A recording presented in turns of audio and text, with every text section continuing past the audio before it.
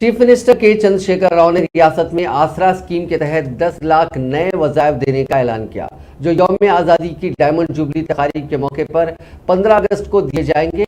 जिन नए अफराद को वज़ाइफ मंजूर किए जा रहे हैं उनमें 57 साल उम्र के अफराद भी शामिल हैं। प्रगति भवन में प्रेस कॉन्फ्रेंस से खिताब करते हुए चीफ मिनिस्टर ने कहा कि फिलहाल रियासत में आसरा स्कीम के तहत 36 लाख अफराद को हर माह 2016 रुपए वज़ाइफ दिए जा रहे हैं, जिनमें मुअम्मर अफराद के अलावा बेवा, तनहा ख़वातीन, बीड़ी वर्कर्स, एड्स के मरीज और दूसरे शामिल हैं। 10 लाख नए वज़ाइफ की मंजूरी के बाद रियासत में आसरा स्कीम के तहत वज़ाइफ हासिल करने वालों की तादाद 46 लाख हो जाएगी। उन्होंने कहा कि आसरा स्कीम के तहत वजीफा हासिल करने वाले तमाम अफराद बशमूल 10 लाख नए दरखास्त गुजारों को भी बारकोड पर मुश्तमिल पेंशन कार्ड दिया जाएगा। चीफ मिनिस्टर ने कहा कि इस मरतबा नए तौर पर डायलिसिस के मरीजों को भी हर माह आसरा स्कीम के तहत 2016 रुपये वजीफा देने का फैसला किया गया है।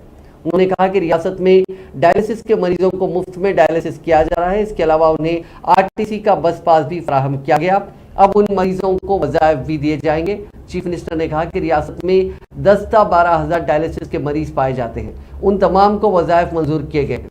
चीफ मिनिस्टर ने कहा कि तेलंगाना वो वाहिद रियासत है जहां सबसे ज्यादा वज़ाइफ की रकम दी जाती है। दीगर रियासतों में 500 से 1000 रुपये ही वजीफा दिया जाता है। उन्होंने कहा कि मुल्क की 16 रियासतों में बीडी वर्कर्स है, लेकिन किसी भी रियासत में बीडी वर्कर्स को वजीफा नहीं दिया जाता। सिर्फ तेलंगाना में बीडी वर्कर्स को 2016 रुपये हर माह वजीफा दिया जा रहा है। इसी तरह तनहा ख़वातीन को भी किसी भी रियासत में वजीफा नहीं दिया जाता। चीफ मिनिस्टर ने कहा कि यौम आज़ादी की गोल्डन जुबली तकारीब के पेश नज़र 75 कैदियों को रिहा करने का फैसला किया गया।